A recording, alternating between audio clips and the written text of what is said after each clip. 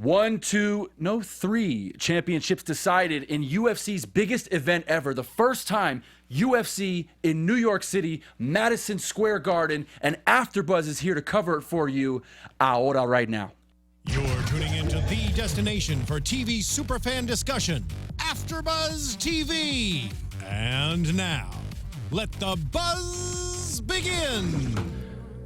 The thing is, I want people to know that I speak some Spanish. I was saying, is that for you? Should have seen me yesterday. I heard him speak Spanish to like a luchador, a Mexican wrestler. I'm like, oh my god, like you're really talented. Thank you, bro. Yeah. Did he say ahora, the same word, or was it? No, he was just like literally having a conversation in Spanish. Full conversational Spanish. People don't know that I'm Spanish or that I'm Puerto Rican. You're not Spanish. Well, I'm Puerto Rican. Really? And they, people from Spain, they settle in Puerto Rico, and then they marry Jews in New York, and they make me.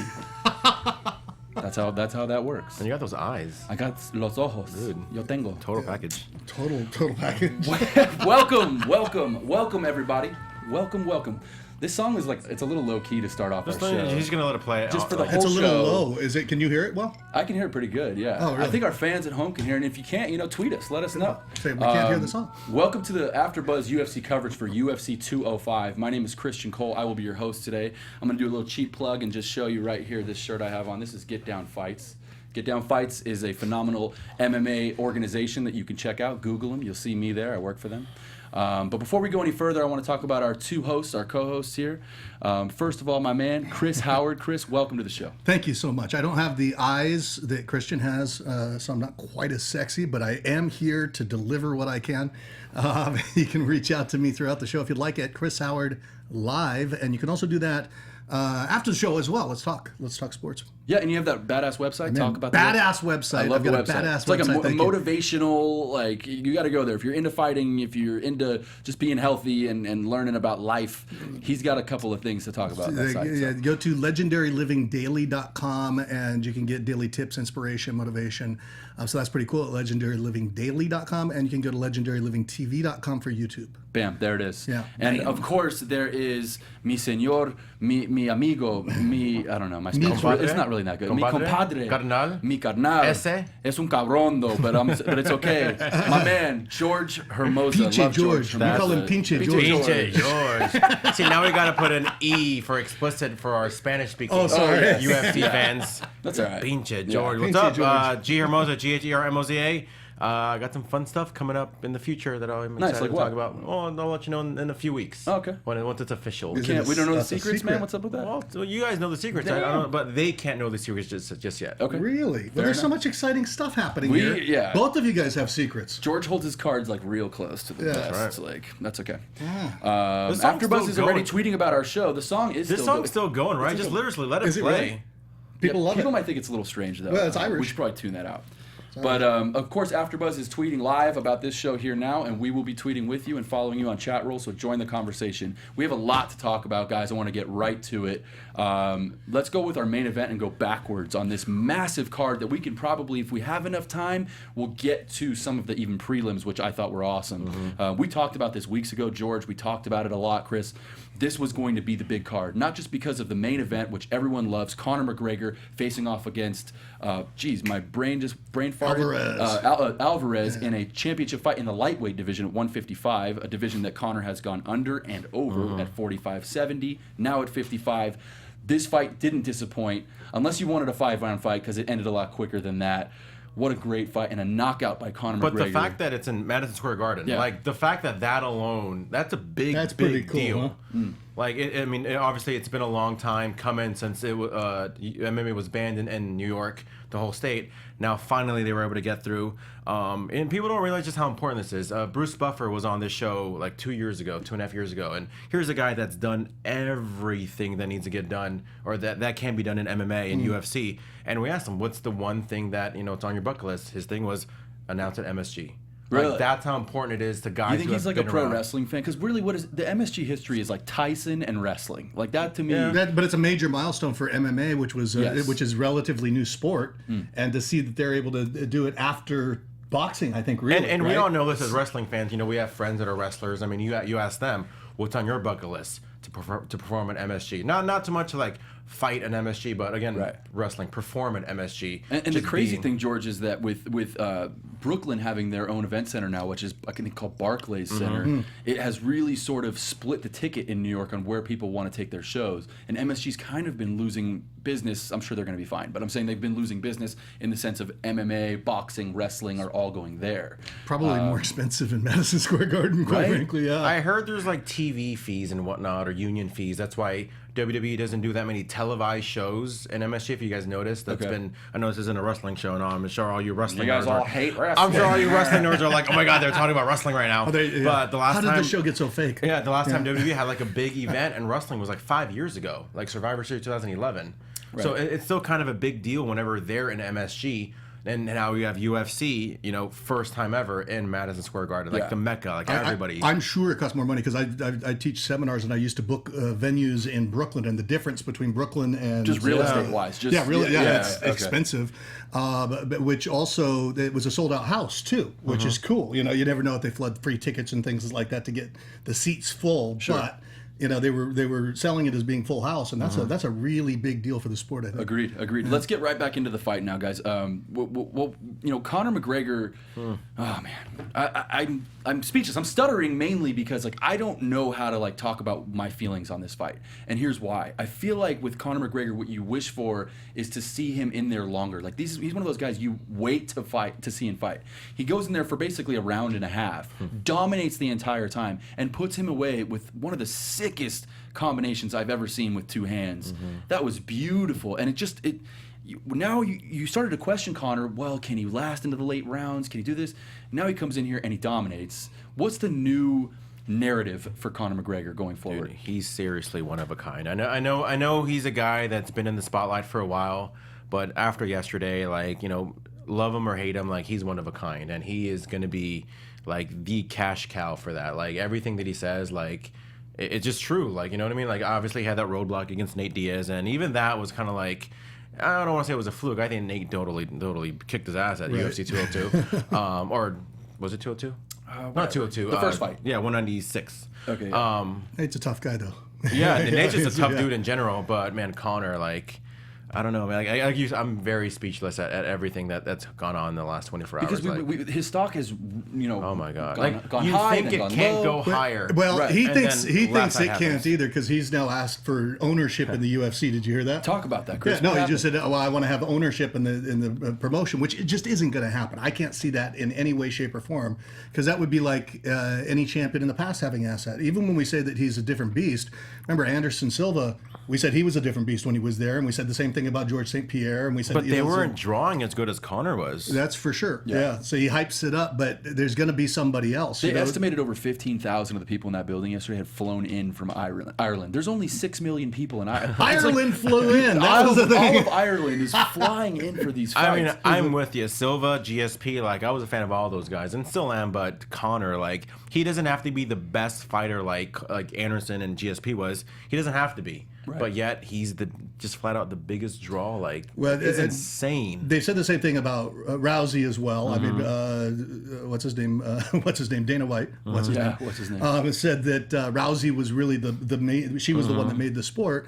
And so I think these champions are going to come and go because the master can't be the master for too long. Live by the sword, die by the sword. I think at some point we're going to see Conor McGregor go, and then you'll see somebody else that's the new phenom. But let's rewind real quick because there's no way he gets a piece of this company, right? I mean, no, I don't not think fair. so. I don't think he gets a piece, but I think like many people in his similar position, whether it's movies, music, wrestling, boxing, MMA, you want to make sure you're compensated fairly, right? Maybe it's a ratio, maybe it's a percentage. Now, the I more could see money him getting a portion of pay-per-view buys. Yeah. I think it's already happening, by the way. I could see all of that, but the idea, it hasn't worked in boxing with De La Hoya. It works for De La Hoya in his pockets. It works for Floyd Mayweather in his pockets. Sure. But for the fans, they're like, why won't this guy fight that guy? Well, it turns out, he owns a piece of his promotion, and he's not going to HBO, and he's not doing. Once you get them too much power. Give him the money. Just pay the guy as much money as they're he far wants. better off giving him more money because once you open the door to that type of a negotiation, you've got everybody. It becomes a Persian bazaar. Right. No disrespect to Persia, I love Persia. It's a conflict. It's a conflict of interest. Because he was saying here you have Conan O'Brien, a small interest, owner or minority owner like all these other celebrities, like, because I guess it's owned by like William Morris and Endeavors, whatever. Exactly. Right. Yeah. So it's like, well, why can't he be one of those celebrities? And I get it, but yeah, I don't think It would have it's to gonna be a that. whole strategy where they rolled it out and said, you know what, our fighters are going to be owners. They're going to get some ownership, and it could just be a point here, but just little things to keep people happy and to make them, which wouldn't be a bad strategy for the UFC because we hear all the issues that they have with their fighters, feeling they're not taken care of. Yep. But if the fighters were actually had some ownership in it, even if it was just honorary, it could lift spirits, but you couldn't do it for just one fighter. I could see that.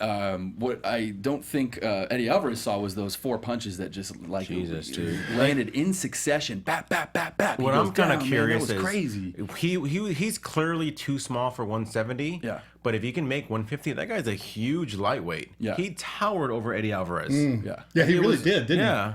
Yeah, he really is big and he's long. He has those long arms, and I like how he has that sort of open stance, somewhat karate style stance. What was with that? Because I was just watching it. I mean, it's a cross between a horse stance and a front stance, but really, I mean, a serious really elongated, stance. right? Yeah.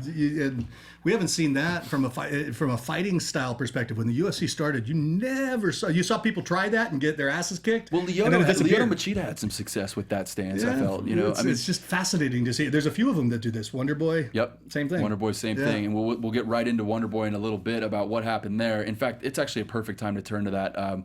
Tyrone Woodley and Stephen Wonder Boy Thompson had probably one of the best fights of the year, if not one of the best fights of this decade that we're in right now.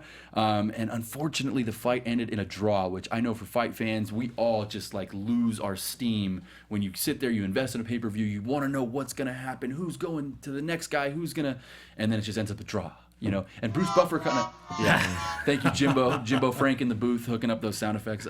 So like honestly, I felt that womp womp like feeling, you know what I mean? Because you want to see a winner. And if you had to pick a winner, go ahead. Let's just go ahead and pick a winner of this fight. Who do you think won the fight? I actually went through that exercise in my head, and I thought if I had to pick a winner, and I did it just before I saw the results, I would have picked Wonder Boy just because of he took more damage, but he pushed the fight more, and I liked what he did, and I thought, you know what, for the spirit that he had going in there, fighting with his face all cut up and stuff, I would have given it to him. Yeah, and so Bruce Buffer was pretty confused on this, George. He actually read the card the right way. It was 47-47 by 2 judges. Both had that, and then the third judge had it at 48-47, which creates a majority draw.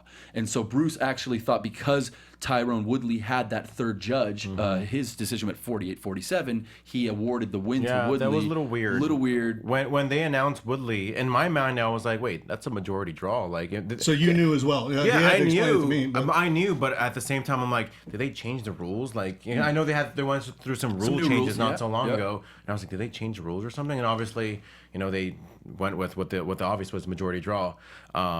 Which was relieving because I am a huge Wonder Boy fan. Like, I've been a big fan from the beginning, and I scored it for him not because of because he's my favorite, but I if you look at the scorecards too, 2 of the judges scored it 3 rounds for him.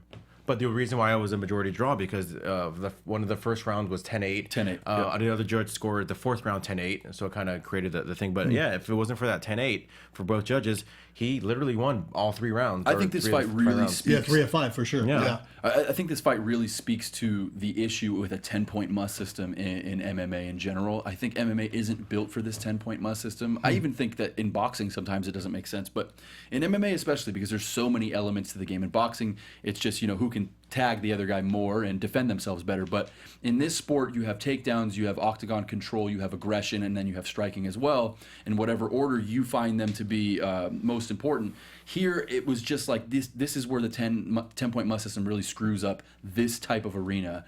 And so we didn't see a winner, and it's a bummer. And Woodley did not want to let that title go. I think Rogan, for a minute, he thought, Rogan was trying to explain to him what really happened, and Woodley didn't want. He said, "You ain't taking my title." Totally changed. Yeah. He was like, it's totally like he was like, yeah. Like his head was down the whole time. Like, dude, you're still the champion, no matter what. I mean, it would have sucked if it was the other way. If they would have got Wonder Boy mistakenly announced the winner. I was like, oh, by the way, never mind, you're not the champ. That would suck worse, wouldn't it? Yeah, it sure would. His father, I guess his father's a 7th degree black belt. He's sitting there. He's in his corner.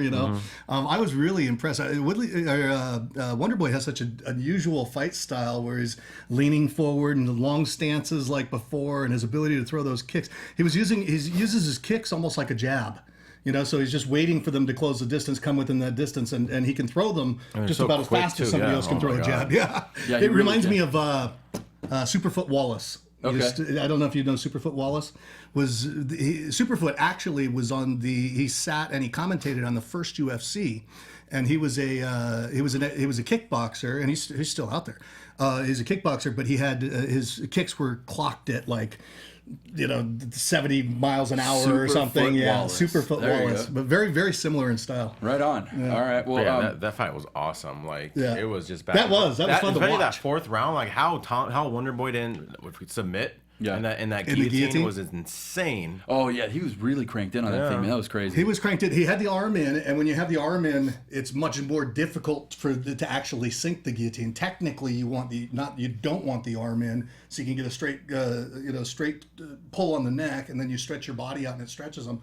But he had the arm in. He could have got it anyway. And the crank on the neck was just, we all saw it. It was insane. When you could see those, like that C1, C2, C3 vertebrae kind of popping out while the head is down. It looked like he should have tapped. But or at least pass out if he wasn't going to tap, If you can get and apply your pressure, if you can take all of your weight and put it on the one shoulder while holding it there, if you can put, or on this shoulder, and put all your weight pinpointed on that shoulder, you can escape that guillotine pretty easily. Right. Which is but his weight was kind of all over the place and his neck was cranked, and I was like, I don't think So what happens next for Woodley? Do we go straight with a rematch? They already announced a rematch. Oh, they did? Yeah. Oh, I must have missed that. Okay. So they're going maybe because they didn't announce they were going to be in Brooklyn, I think, at the January or so. Okay. So it might be the main event for the Barclay show. Oh, nice. Good. That speaks to the show. Every single fight was a main event. Even on when we go back down to the preliminary card here and Frankie Edgar versus Jeremy Stevens, that's a main event.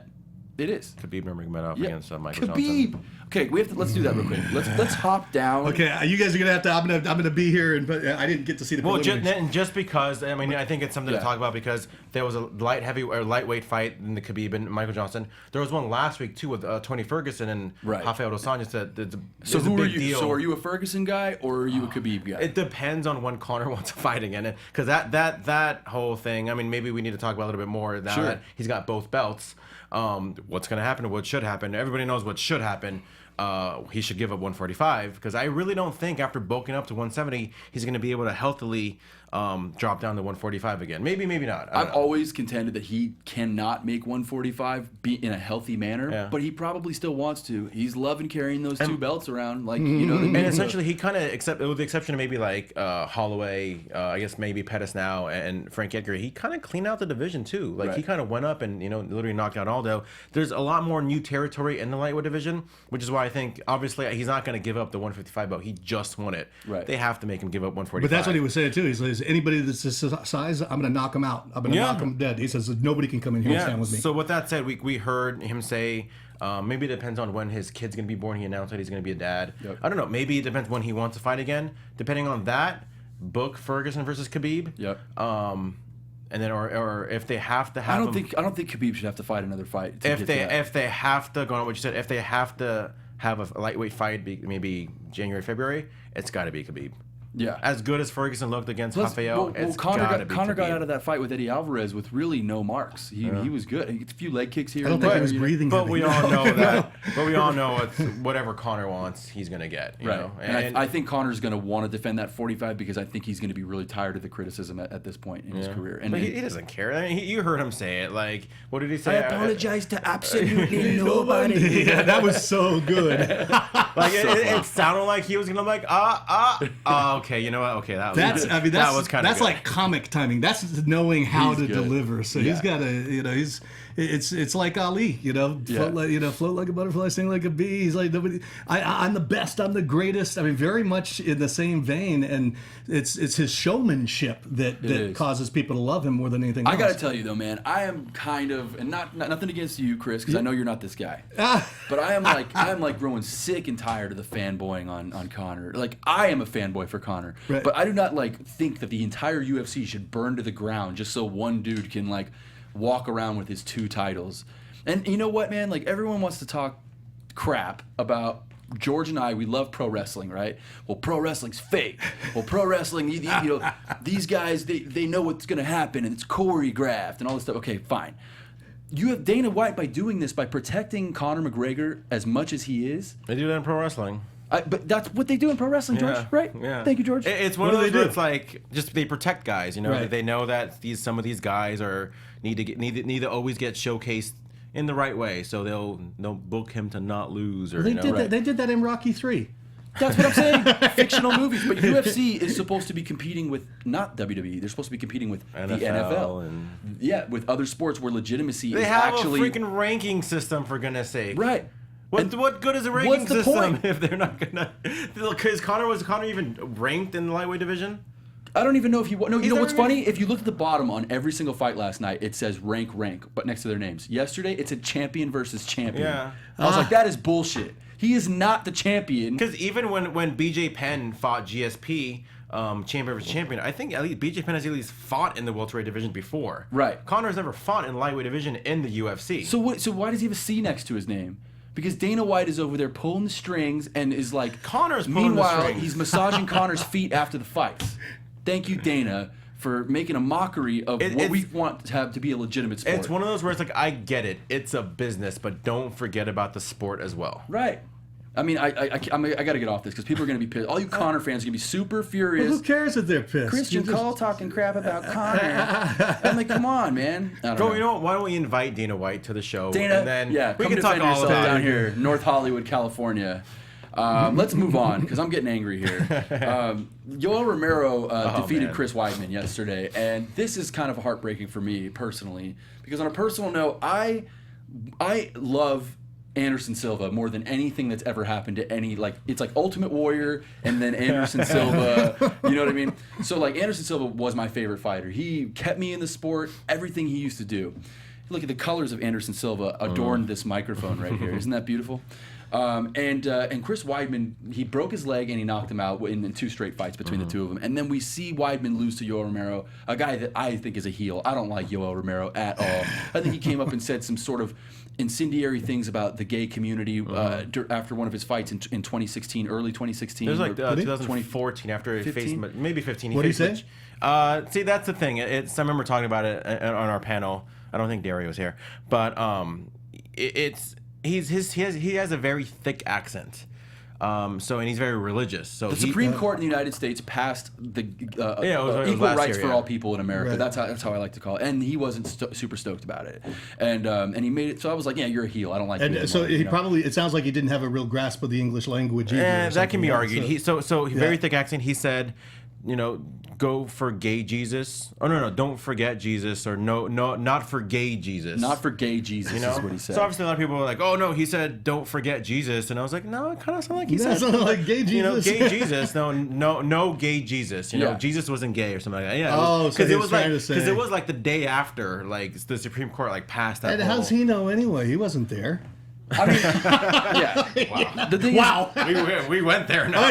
And to be fair to Yoel Romero, I'm not there to know what kind of person he really is, and I'm not trying to bury him. I just didn't like that, and from that day on, he became a heel to me, and so I always root against him, even though he's incredibly talented, and I love watching him fight. And I wanted the American New York hometown boy to win. Chris Weidman lost, and that's bad. I'm hoping that people disagree with me, so we have something to talk about. I was never big on Chris Weidman. I think that... Big on him. Elaborate on that. I think that he was never really that great. I feel like he was good up against, beat pre-Silva. Like, he was destroying guys like Mark Munoz and beating Damian Maia. It's like, well, beat Bisping or beat, at that time, Rockhold or who's the other? Bisping. Yeah. Not Bisping, I just said Bisping. Kennedy. Okay. So I feel like I think he got that matchup with Silva because maybe they match up well. But here's the thing. I don't think he beat Silva. I think Silva lost against Weidman. I don't think he really showed. I wasn't like, man, that Weidman is so good. It was more like, dude, Silva messed up. Yeah. Oh man, Silva broke his leg. But are you guys one of those guys where it's like your favorite football team loses in the playoffs and you want that team that beat you to win the Super Bowl, or you want to see that team get their butt? If they're a better team, then yeah, I want that team to win, so I can say my team lost a bunch of winners. To somebody's good, but if they're slimy and assholes, you want to see them get their ass kicked, right? Okay, yeah. Perfectly fair. I never thought Weidman showed me anything to me like, man, that guy's great. Like he was great against Vitor, and I've said it before and I'll say it again. Vitor pre-TRT is different than Vitor post-TRT, and that was for Vitor post-TRT. Right. I mean, he got exposed against Rockhold, and I think he got exposed against Romero. Like I just think he was never really that good. Please, somebody disagree with me. Yeah. No, you know what's funny? No, I agree with you. Yeah, Yeah. you're kind of on point, but Damn it doesn't. it. But what the deal? We don't have to argue all the time, man. Give us some controversy. Yeah. It's been a week of controversy in our country. Shout out. exactly. We name drop him all the time. J-Tan, he would always disagree with me. But There you go. Yeah. He was down the street. We should have invited him to do the coverage. Anyway. You can say Weidman's nasty. He's a nasty man. Yeah. No, that's a joke. But so here's the thing. So you do know what I mean though by saying that I want Weidman to win because he beat my legend. Right? Yeah. And so that was the thing. So and that didn't happen yesterday. In fact, he got knocked out by one of the sickest, sort of sprawling, defensive but yet aggressive flying knees from Yoel Romero that immediately opened up a cut over his eye, and he started gushing blood as he sat there defeated. And it seemed to me like it could be sort of the end of the Chris Weidman chapter of him being in that top contender. I mean, I know that he came into the fight either ranked 1 or 2 and Romero was the other, and losing shouldn't send him all the way out of the top 10. But it was a devastating loss for Chris Weidman, and he's going to have trouble getting back to being the championship Weidman. Just because it was bloody doesn't necessarily mean that it was devastating to him personally, because it's so easy to get cut by a knee or an elbow, especially around around the eyebrow area, it looked like? Yeah. Yep. Yeah, it's an easy place that's vulnerable for cuts, so it's possible that it didn't take him out. I want to be clear, though, because I wasn't talking about devastating in terms of a concussion. But I mean, it was devastating in terms of... Sure, yeah, absolutely. Here's a guy who was undefeated. You okay? Yeah. Here's the guy who was undefeated up against Luke Rockhold. Chris Howard's bullshit. Real quick. Here's the guy who was undefeated against Luke Rockhold. The rematch was scheduled for UFC 199. It was scheduled, you know, and obviously he got hurt. Weidman had a history of getting hurt. Bisping came in and beat Rockhold. So now here's the guy Weidman like in his hometown or home state. Here's one of the guys who really was there, trying to get UFC in New York City or New York in general. And again, here's a guy that was up there, and now it's like here's your chance to really show everybody that your win wasn't a fluke. If he would have been Romero legit, I would have been like, dude, the Weidman's legit. Yeah. But that's what I'm saying. joke. He was that close, and now where is he? Now does he go to rank number 3, 4, 5? Does he? I mean, that kind of lost, man. And he didn't just lose in that one moment at the end of the fight. I feel like he thought throughout the fight? I think through the first round he did well, but then once we got into the second round, and I think it ended in the third. Yeah. So the second round I had Romero winning that round, and then into the third, 24 seconds in was quick. It was over. So. I like Romero. As controversial as he is, man, like he's just scary good. He's so good. And like that body though. He's just how does he looks like a tree. Like and the fact that sturdy. Even the way he marched after that, I was like, dude, that guy's scary. And that was weird. Yeah, that was a scary the march. trash talk on him and Bisping. Yeah. And now it's weird because that whole thing is like, is it him and Bisping? But because Jacare has been up there as well. Right. Jacare has been. I mean, he was supposed to fight Rockhold next week, I believe, but Rockhold got hurt, so it's kind of like. Well, who's next? Who is next? That division's crazy. Like it's never a bad thing. We've seen divisions where it's like one is a champion and number 2 is like so distant. Yeah. Or maybe even if it's 2 guys or like a heavyweight division, it was Kane and JDS for the longest time. There was like number 3 was like a distant number 3. I guess it's not a bad thing if you got like a trifecta or maybe like a 4. What I liked was Joe Rogan said tonight that when you have people that are really good, they set the goal or they set the target for the people that are up and coming as like a seed. Yeah. And pretty soon everybody rises. The division will rise to the talent that was out there. So we can, when we look at whether it be Conor McGregor or we look at some of these Woodley or whoever we're looking at, it's like there's going to be people aspiring to be that good, and we're going to see the sport elevate. Absolutely. Wonder Boy Thompson, shit. Yeah. See more of those. Well, and speaking of people who want to be good and get better, and people who maybe be de-escalating. Now, did we miss the ladies? No, we're going to them right now. Oh, man. yeah. Oh wait, yeah, we did. You know what? I can't pronounce their names. I know so why. I skipped the whole fight. And I was really bored by that fight. Go ahead, Joanna. You're young, Come on, young J Chick. Joanna. I mean, it's not exactly that, but it's good enough, you know. Yeah. Joanna Young J Chick defeats Carolina Kovalkiewicz.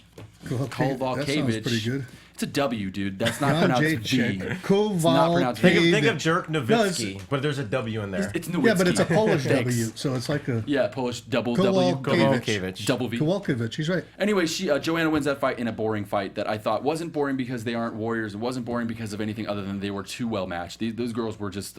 seems like a sort of a cat's game the entire time. I was bored too. 5 rounds. Were you bored? Oh no! I mean, I wasn't bored. I was just tired because I was watching. I got 4 in the morning. But we watched these fights between 2 a.m. and 6 a.m. So that was a challenge. Yeah.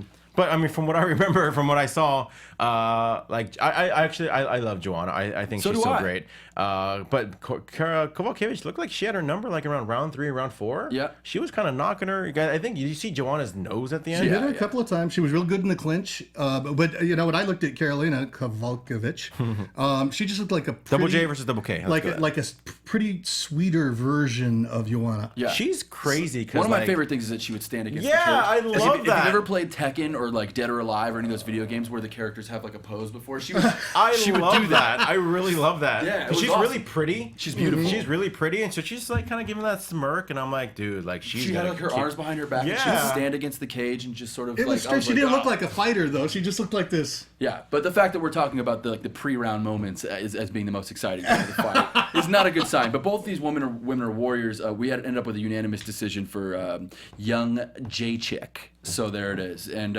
I got to talk real quick about the Raquel Pennington fight because there once was a boy who fell in love with an MMA fighter, and her name was Miesha Tate, and that boy was Christian Cole, and I hate seeing her get beat up. It breaks my heart every time. You're I in just love want to with go Miesha console Tate? her. I'm in love with her. Really? I want to go console her and just like ask her if she's okay and talk to her and maybe like stroke her hair and buy her some ice cupcake? cream. Yeah. And so or some cupcakes. or some You're thinking cupcakes. cupcakes. Yeah. And unfortunately, she has no idea who I am, so that won't work. She could be You watching. mean she doesn't watch the AfterBuzz TV She show? doesn't watch- UFC AfterBuzz TV. But She's got Miesha- some free time now. Miesha Tate, who may have an argument to be in the women's branch of the UFC Hall of Fame, loses to Raquel Pennington in a unanimous decision and just looked outclassed the entire fight. I thought in the first round she looked good. She looked sharp coming out, but after that, Raquel really just showed her that Miesha's time is over. And then Miesha making a huge announcement after the fight, really deciding to retire in the ring right there.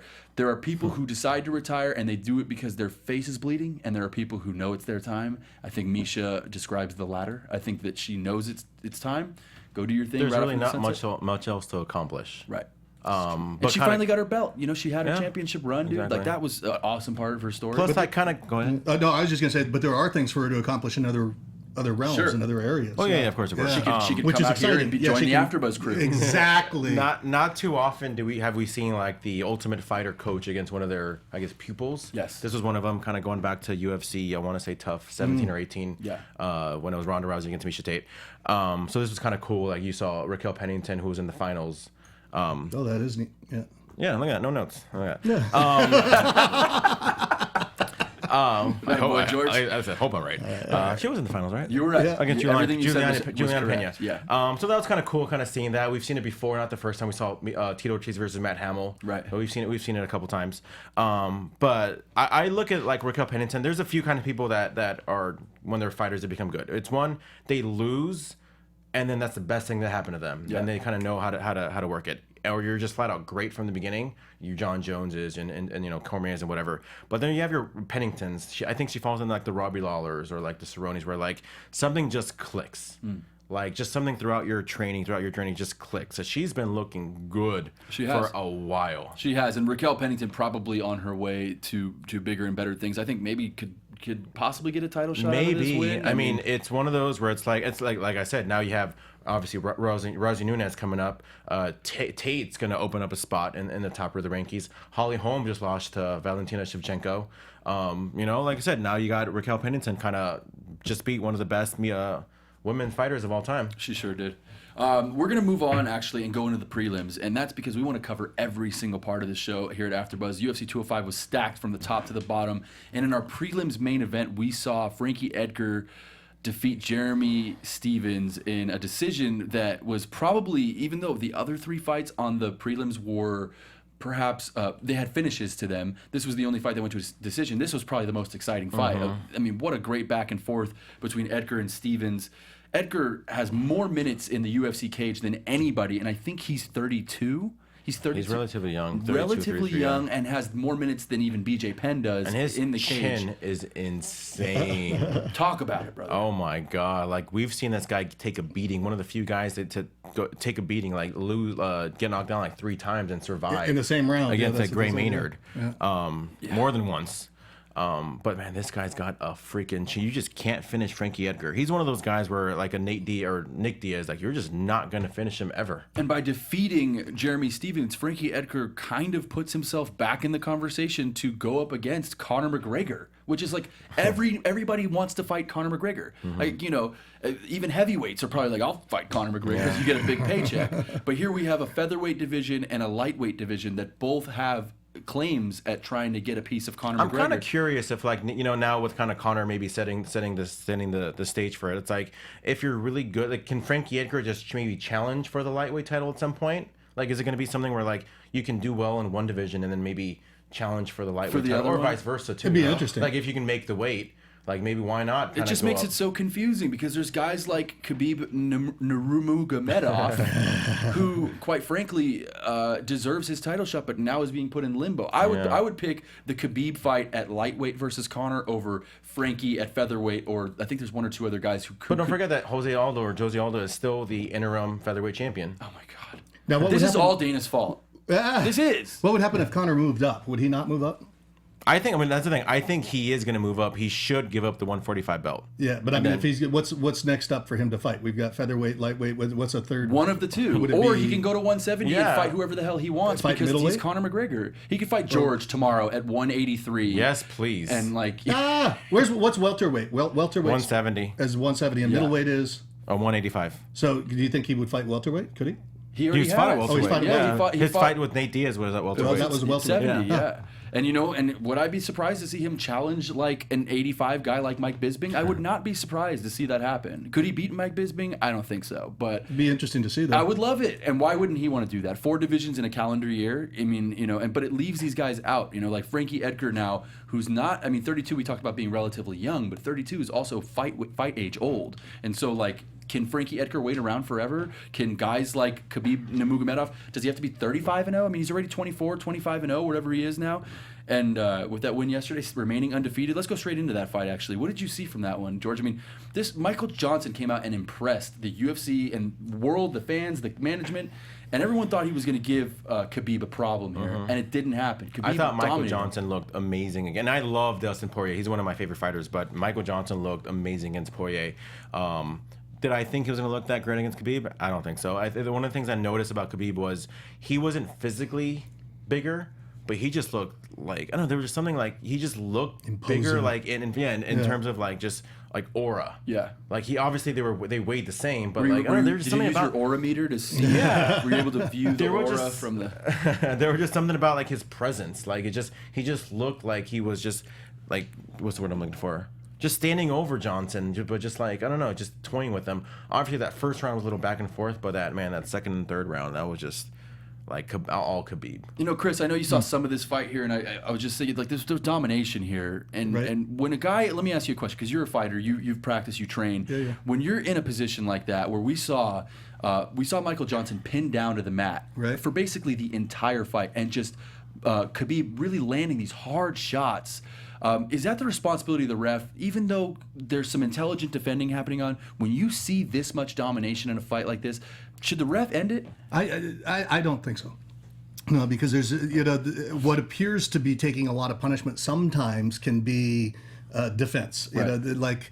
One thing that I know is that, just from jiu-jitsu, from my background in jiu-jitsu, is that you can look like you're losing the fight heavily and reverse it at any time. We saw that with Nogueira all the time. That was his strategy. But hold on, let's talk about the human element of this, Chris. Like, if a guy is getting punched in the head over and over, and it's not knocking him out, but you can just see, I mean, George, am I wrong? Well, those strikes were super heavy.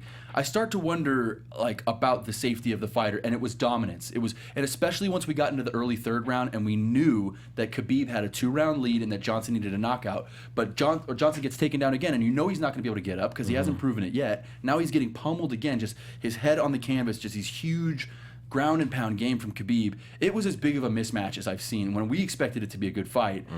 This, first of all, did you think it was dangerous there? What did you think? Am I overplaying this? It's one of those where it's like you rather be safe, because we've seen many fights where it's like so many punches were unnecessary. Yeah. And that's like, obviously that is like probably the worst thing that can happen. One of the worst things that can happen. So it's rather be safe than sorry. The ref is right there.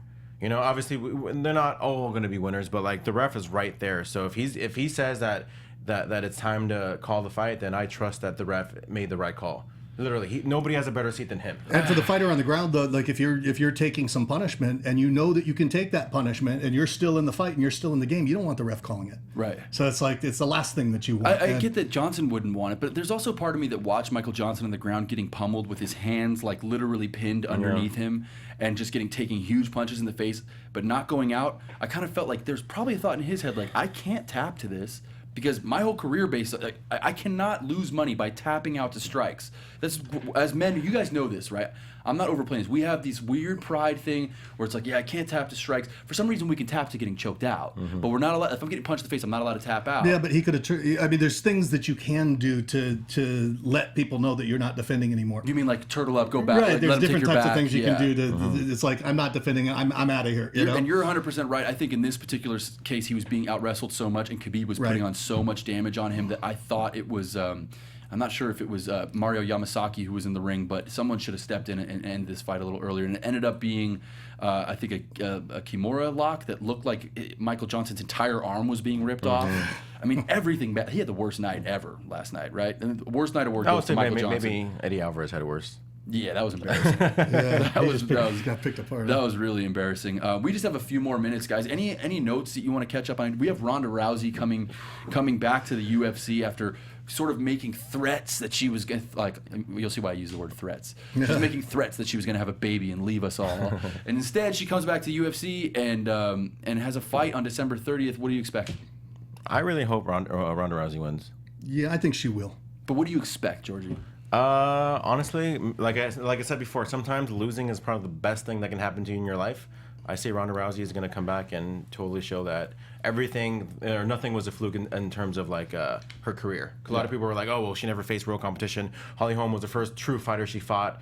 No, I think she's going to show why she was the best. Okay. I think she'll show it, but the thing that I'm wondering is because she's already saying my career is done. This is I'm headed toward leaving the sport. Dana White's come out and said the same thing about Ronda Rousey. He's like, no, this is true. Her career is almost over. So she's going to do this fight.